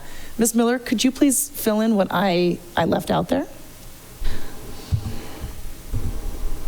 Sorry. So we do have a lot of staff review of bills and quite often go with the staff recommendation on it. Are you referring specifically to House Bill 121? Yeah. Okay. Yes, so we did have a discussion on that one last week and then again today. The last time a bill like that came up, it was actually killed in committee. So we were sort of hoping that we could kind of stay out of that one. That particular subject, it's about bathrooms and biological sex for those who aren't following that particular bill. That subject, it is not helpful to have Missoula in the room on an issue like that. We will be sending a note. I did change the status of it, but not before I ran the report. I ran the report before I changed the status. But so our status on that one now is oppose, but we're probably not going to be having our lobbyists testify on it because that's not particularly helpful, but we will reach out to our delegation members when it comes up for a vote. So our delegation listens to us on that. So, or they hear us at least. So, yeah. Absolutely, you bet. Any other questions or comments? Yes, Councilor Carlino. And I don't have any today, but throughout the session, if council would like to change our position on something, would this be the best time is to just bring up a proposed change at this under item 10 on a Monday night? Yes, it would. Great. Looking to my staff here to see if there's any other additional comments on that. Yes, but I would also, I mean, you know, obviously the legislature moves a lot faster than once per week. So, I mean, if you have any particular concerns or anything, don't hesitate to reach out to me or Jessica or the mayor, because that timeliness is important. Absolutely. Great. Thank you. Any other questions? Comments? Okay. Not seeing any? All righty. That wraps up our state legislature updates. Thank you very much, Ms. Miller. Appreciate you being here on all of the organization. The legislature does move very quickly, and there is a host of legislative priorities. You saw the summary that Ms. Miller just provided, but then of course there's a whole host of pieces of legislation that we need to be monitoring that may impact local government, and so we're keeping an eye on those. And as you heard, we'll make sure we report out on a monthly a weekly basis, and be keeping the bill tracker updated for you. All right, We are now going to move on to public comment on non-agenda items. Are there any members of the public that wish to make public comment on non-agenda items tonight? I'm going to start my program, Miss Big K, Montana, with sarcasm. How come we're talking politics in the city council? Well, when you go out and talk to Joe Bow public, legislation is politics until they realize it comes to their front door, and then it's too late. Bring it on.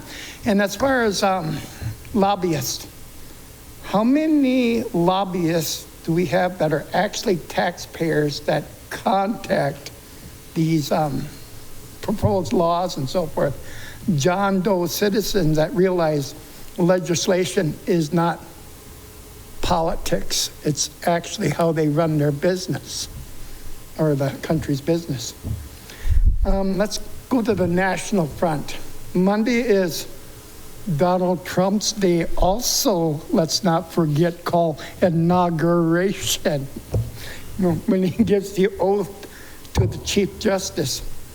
And last week, I tuned into, a couple of days ago, I tuned into my affluent radio station, WAMU out of Washington, D.C., which is Morning Edition. He had Donald Trump been eavesdropping on the taxpayers of Missoula on camping, public sleeping, so forth. Why would he be eavesdropping on our local taxpayers of the problem that we spoke here and no camping in the park? He sounded just like the taxpayers. So I had a real wonderful hiatus of a New Year's Christmas of a young individual that took me door dashing and Ubering from one end of Missoula to the other end of the Missoula off the main drags of the bus routes. It was quite a realizing check of our city. What I discovered, high taxed, 3-car door garage residents, they don't get their streets plowed at all. Thank God the main drag of 23rd going up to the bench, I call it, and so forth, was plowed. But when you get off the main drag, his front wheel car had a hard time getting to destination. We traumatized that car. At these high-tax 3-car door garages, they don't care to have their roads plowed. I'm sorry, that would never happen in Wisconsin. There'll be some violence down at City Hall or the County Hall if the high taxpayer rent places were not plowed. It was quite exciting. I had a hiatus in a great metropolis division of Superior, Montana. Thanks, Big K, Montana. Eye-opening. Thanks for your comment. Other members of the public wishing to make comments on non-agenda items? Come on up. You can adjust that microphone as you need. There you go. Please share your name, please. Asheen. Hi, Ashton. Ashno. Asheen. Can you say it one more time? Asheen. Asheen. Yes. Hi. Nice to see you. I would like to start off with prayer. Heavenly Father, Lord Jesus, coming before you, Lord, help me, Lord, and guide me, Lord, in my speaking, Lord, and anoint all the ears who hear it in Jesus' name, Lord. Amen. Lord. Amen. Make sure you get right into that microphone so we can hear you, okay? Okay. I have a few questions tonight and statements. How do you feel about crime? I'm sorry, sir, this isn't a back and forth, but just keep going with your questions. What would you do if there was crime in the police force? And how do you feel about the homeless population, and what are you doing to end homelessness? I'm asking because I watched crime happen to my family, and because of Mark, a man I called Dad, knows and are friends with law enforcement, and they have helped him by covering up crime. I'm asking about the homelessness because I watched a 20-minute video of my mom talking with the mayor's office about the years of homelessness we've experienced. We've been homeless while I watched Mom speak and to programs to get help, to be denied help because of discrimination of our race and our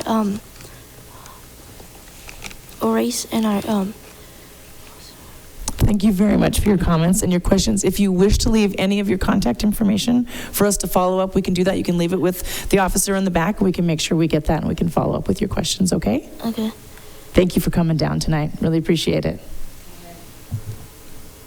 My name's Andrea. I'm just going to piggyback off my son.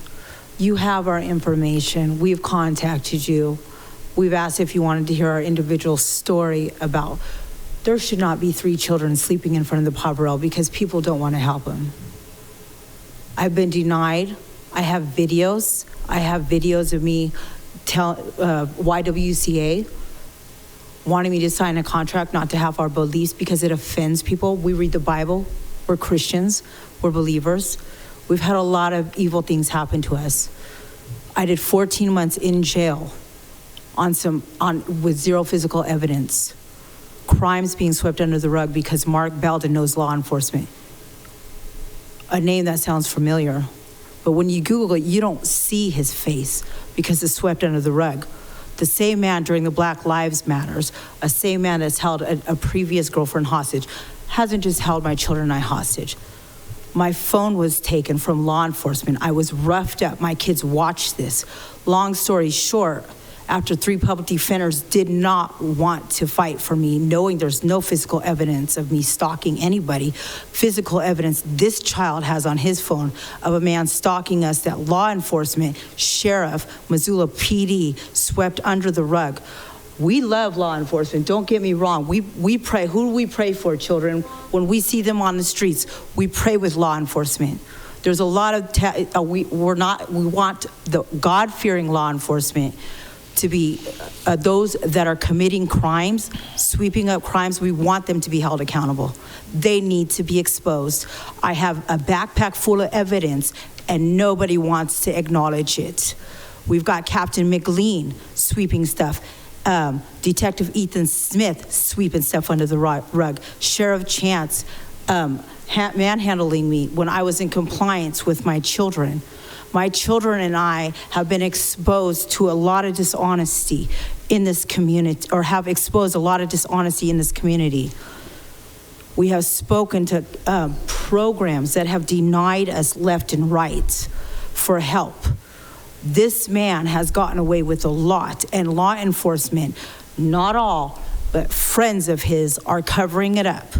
My life and 3 lives are at stake, and you have ignored it as well as everybody else that is high up, from Brittany Williams ignoring a text message, physical evidence, case sealed shut of him saying he was going to take me to the woods and rape me. What are you going to do about crime going on in this community? Threats, death threats happening to my 3 children.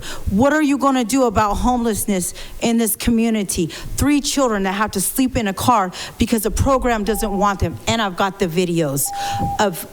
Thank you, Andrea, for your comments. Think about that. Will do. And I also claim scripture, Zephaniah 1-6 for this community. It's time to repent, and it's time to put God-fearing people in charge. Thank you for your comments this evening. And thank you for coming down. Thank you. Any other public comment this evening on items not on the agenda? Any other public comment on items not on the agenda in the room? Not seeing any. How about online? Not seeing any online. That wraps up our public comment on non-agenda items. All right, so I do have a few updates and communications from the mayor. Kids, thanks for coming down this evening. Good God. All right, I just wanted to give some recognition. I'll wait until folks clear the room if there's any conversation, and I'll go ahead and continue with the updates here. So I just wanted to recognize that we have 3 teams from the Missoula Fire Department down in California working to assist the communities down there fighting the unprecedented fires. We've actually had a team down there since September. Met with Chief Hughes today just in regards to the management of our personnel and wildland firefighter type 3 apparatus. And that hasn't had any impact on our capacity here locally. Of course, we're always evaluating that as we do these mutual aid work with other states or other communities.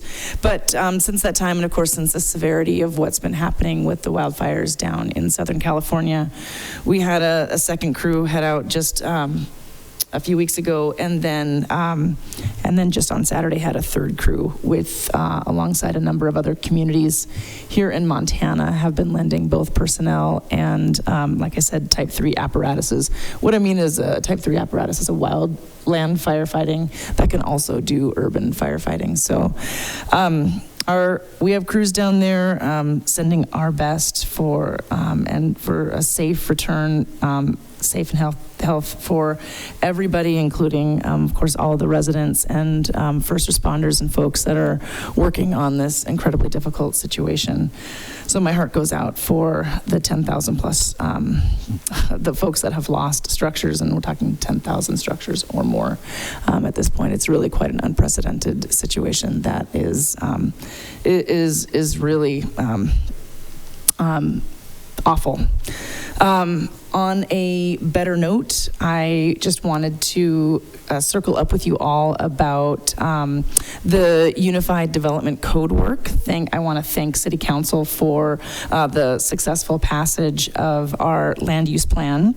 And specifically, I wanted to give you a brief update on where we go from here in terms of meeting the goals of development of the Unified Development Code. It's a very large undertaking to now shift from that large-scale, more general plan, which is the land use plan, into the specifics of taking a look at all of our development codes and then designing a unified development code that is streamlined, that is hopefully simplified and not complicated, that is easy to administer and achieves our goals for more attainable homes and easier permitting, including support for commercial development. And so I have issued an executive order to our staff to work towards identifying barriers that may be conflicts between development codes, bringing those forward early in this process so our development leadership team can work through those and give clarification for our teams that are working alongside the consultants to draft the code. And so right now, we're working on a framework for that consolidated unified development code, and it includes consolidating the codes that guide private development into one streamlined location, so one document. So it will be beefy. We're working on it not being too large. In February, we'll be hosting some targeted outreach to frequent code users. What I mean by frequent code users, I mean folks like architects, consultants, engineers, developers that are utilizing our building codes on a frequent basis to identify and gain necessary feedback on key tension points in our code today. We'll be bringing a public draft of our new code, including the proposed zoning map, to the community in April. And our goal is to move to adoption in late spring or early summer after the community has had an opportunity to engage in the process and share their feedback with us. So City Council, you'll be seeing that draft in April after we have the chance to bring that forward. We'll follow up next with you, so April and into May. I mean, we'll have to bring it forward to Planning Board and such first as we move it through the public process. But we'll be bringing some more detail as we have some more of these key milestones to identify. But I just wanted to give you an update as to next steps and how we're going to move through a very large body of work in what is a short amount of time despite it being months.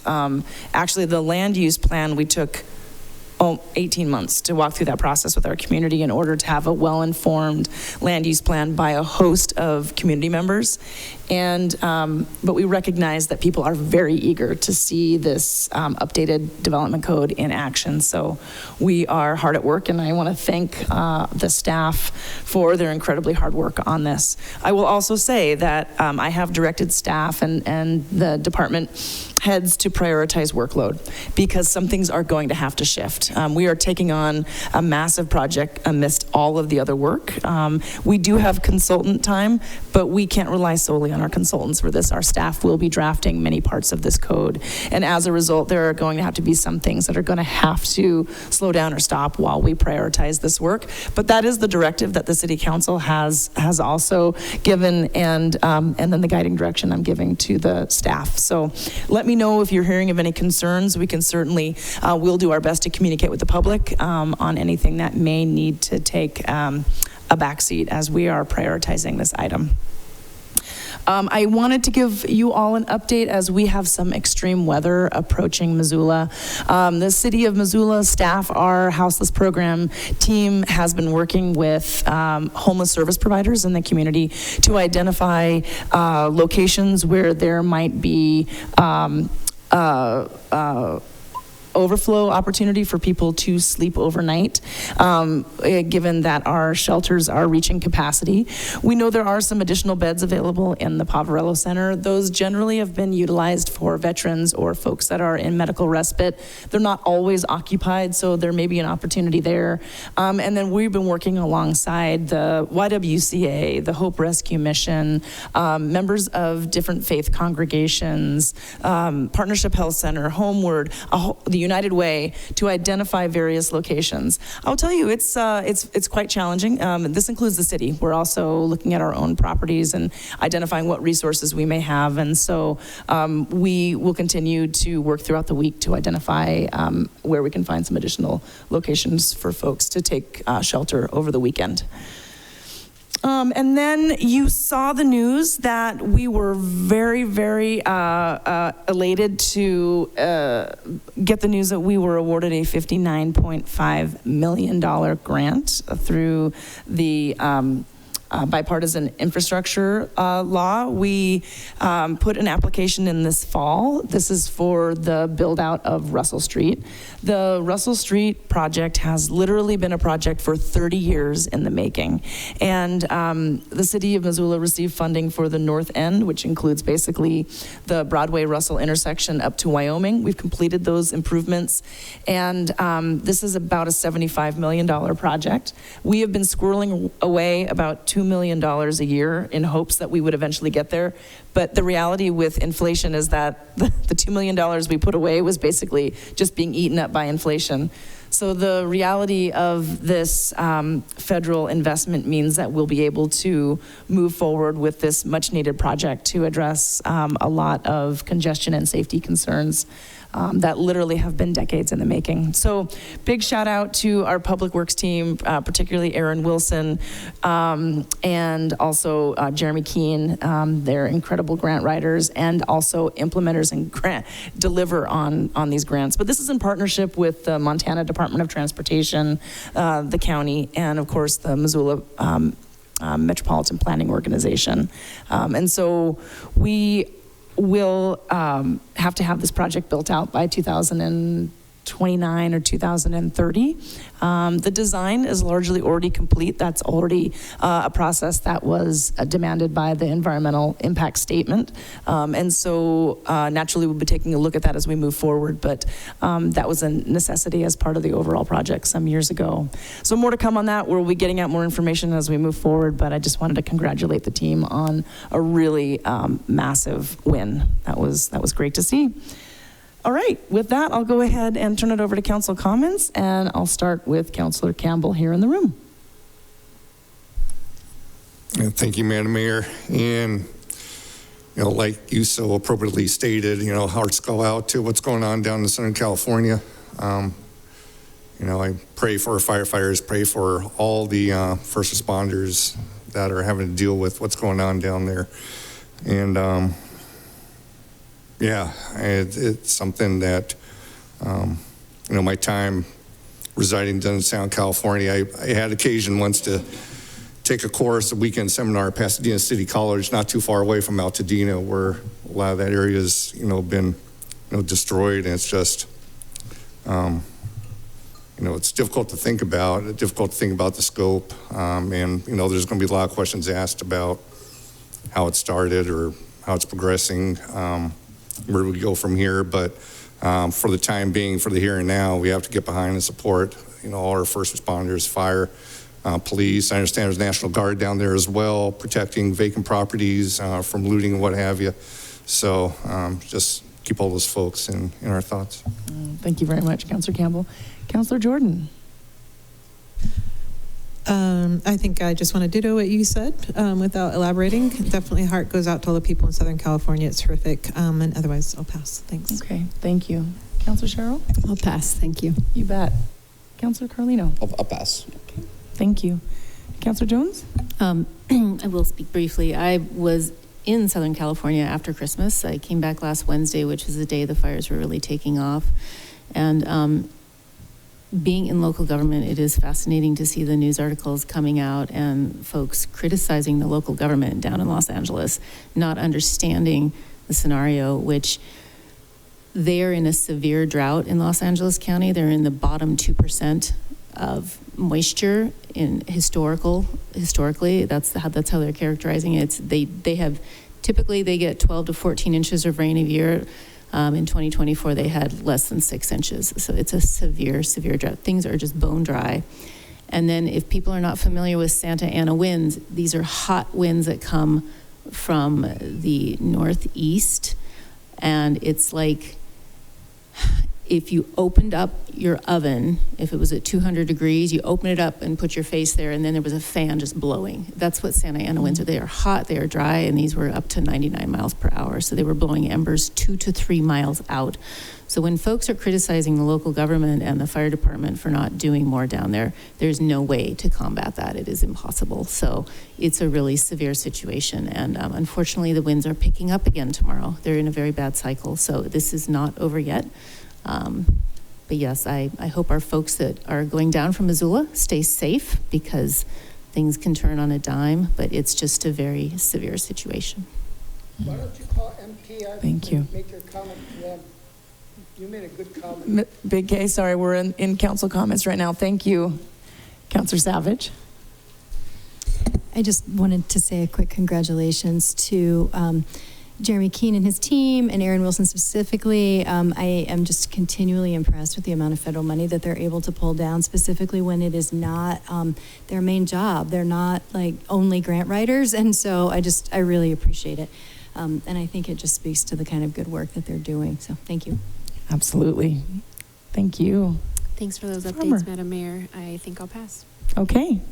Councillor Becerra. Yeah, I too want to add my gratitude to the MPO and the team there for once again putting applications that are robust and comprehensive, and they do a fantastic job at representing the transportation needs of Missoula. And this is a multimodal discretionary grant for almost $60 million. That's going to allow us to do a lot of smaller projects that we've been putting on the back burner for many years. And the timing couldn't be better. We're in the middle of the prioritization of projects for the long-range transportation plan, so we can really look at what we prioritize as that community with in the next couple of years. This is not going to happen tomorrow, but it's a glimmer of hope that we can get a lot of these smaller projects in Missoula done. So my gratitude, congratulations, and it's a big win. Thanks. Yeah, thank you. Councillor Nelson. Also want to echo congratulations and gratitude to our staff for securing that grant, and also to our first responders and fire folks that are down in California. Please do stay safe. Also, just a quick word of appreciation for my colleagues' support tonight for the trash hauling ordinance. I do believe that decision will improve people's lives and the lives of our bears. So thank you. You bet. All right. And Councillor Nugent. Thank you, Mayor Davis. I would just echo all the comments around California, and just state that I think it's important to support the people trying to help. And it's kind of been incredibly disheartening to see the conversations nationally around this issue. There's obviously time for evaluating what went wrong in natural disasters and how we prepare for them, but frankly, it's some of the narrative's been disgusting. Shifting gears, I just want to echo the great congratulations for the huge grant, and take an opportunity to point out, as I know you all have heard, there's a reason that Missoula has been in a position since this infrastructure bill passed and even prior to that to apply for grants like this. And it's because of all the time and prep work that our staff has done and leadership of the city over the years on being ready and having the foresight to look at these projects, not just necessarily when the need arises, but to evaluate what's coming in the future. And I think it's a testament to planning and good planning, and flows right into the next thing I want to talk about, which is code reform. And first of all, Mayor, I want to thank you for your leadership. I think your executive order is exactly what we need right now to help give the staff some instruction and direction on how we can begin to make a difference.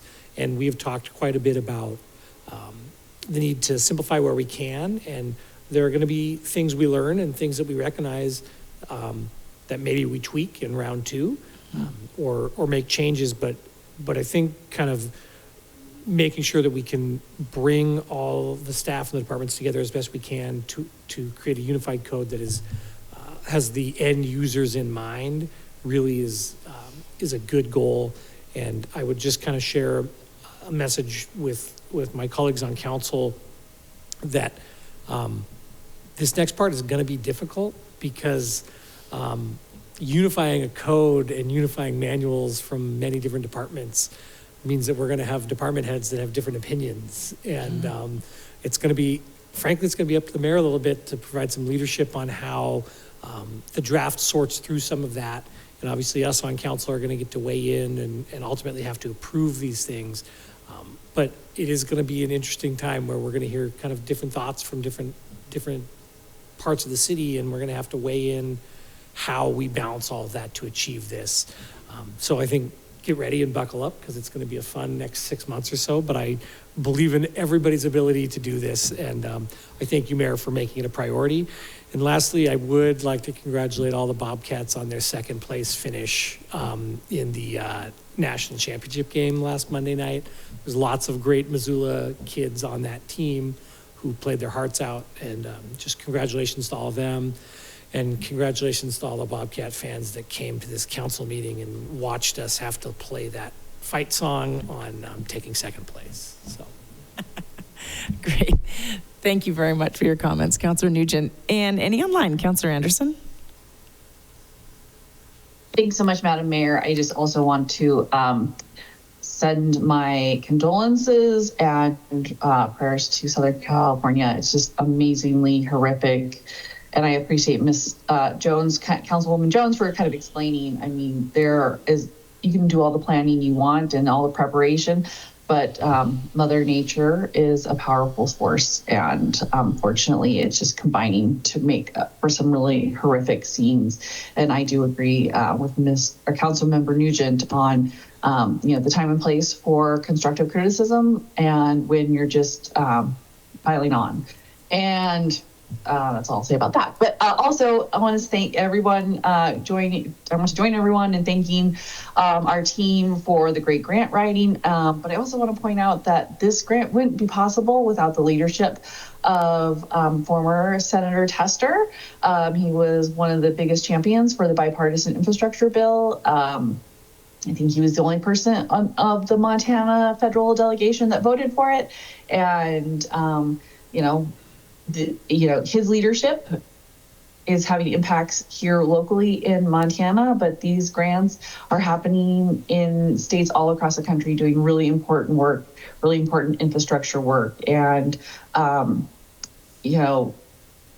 former Mayor Jordan Hess is known for saying that he believes that government and local government especially can be a positive impact in people's lives. And I think a lot of people take for granted the very basic infrastructure that we are tasked with overseeing, and that's getting from point A to point B safely and having multiple transportation modes. And so our team here in Missoula is incredibly committed and are such hard workers, but it takes partnerships at all levels of government to really make these big, substantial packages and infrastructure projects work.